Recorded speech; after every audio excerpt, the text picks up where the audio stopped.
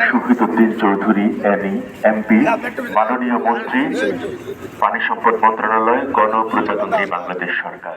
পানি সম্পদ মন্ত্রী ও বিএনপির যুগ্ম মহাসচিব শহীদুদ্দিন চৌধুরী এনি বলেছেন, গণভোটে হ্যাঁ জয়ী হওয়ায় তা স্বয়ংক্রিয়ভাবে কার্যকর হবে।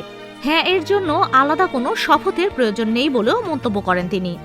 শনিবার 21 ফেব্রুয়ারি সকালে লক্ষ্মীপুর কেন্দ্রীয় শহীদ মিনারে ভাষা শহীদদের প্রতি শ্রদ্ধা নিবেদন শেষে সাংবাদিকদের সঙ্গে আলাপকালে এসব কথা বলেন তিনি। মন্ত্রী বলেন, সংসদ নির্বাচন সম্পন্ন হয়েছে, সংসদ সদস্যরা শপথ নিয়েছেন এবং হ্যাঁ না ভোটও হয়েছে।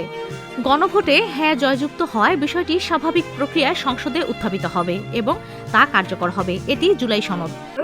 এই দেশের গণতন্ত্র যেন অটুট থাকে এবং এই বাংলাদেশের স্বাধীনতা এবং সার্বভৌমত্বকে আমরা সবসময় অক্ষুণ্ণ রেখে চলতে পারি, এটা আমাদের প্রতিশ্রুতি, এটা আমাদের অঙ্গীকার।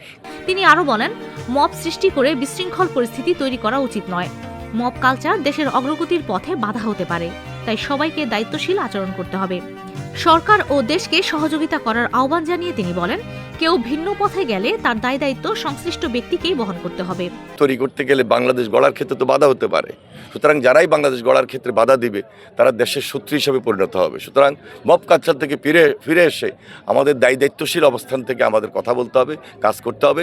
সরকার এবং দেশকে সহযোগিতা করার জন্যই কাজ করা উচিত। কেউ যদি এর বাহিরে কিছু করতে চান, সেটা দায়িত্ব তাদের উপরে পড়তে হবে। সরে আসুন সেখান থেকে, আশা করি। এনি আরও বলেন, যেখানে না ভোট পড়েছে সেখানে তা সংসদে উত্থাপিত হবে এবং আলোচনা হবে। নোট অব ডিসেন্টের বিষয়গুলো নির্ধারিত প্রক্রিয়ায় নিষ্পত্তি হবে। এ বিষয়ে আইনবিদরা ইতিমধ্যে ব্যাখ্যা দিয়েছেন বলেও জানান তিনি। তিনি বলেন, মতপার্থক্য থাকতেই পারে, তবে সব ইস্যুতে বিরোধিতার মানসিকতা পরিহার করে দেশের উন্নয়নে সবাইকে আন্তরিকতার সঙ্গে কাজ করতে হবে। হ্যাঁ না ভোট হয়েছে গণভোট, সেখানে হ্যাঁ জয়যুক্ত হয়েছে। খুব স্বাভাবিক কারণেই পার্লামেন্টে বিলটা রেজ হবে। হায়ের শপথের কোনো প্রয়োজন নাই। হ্যাঁ অটোমেটিক জাতীয় সংসদে বসা মাত্রই হ্যাঁ কার্যকরী হবে এবং এটাই জুলাই জাতীয় সনদ।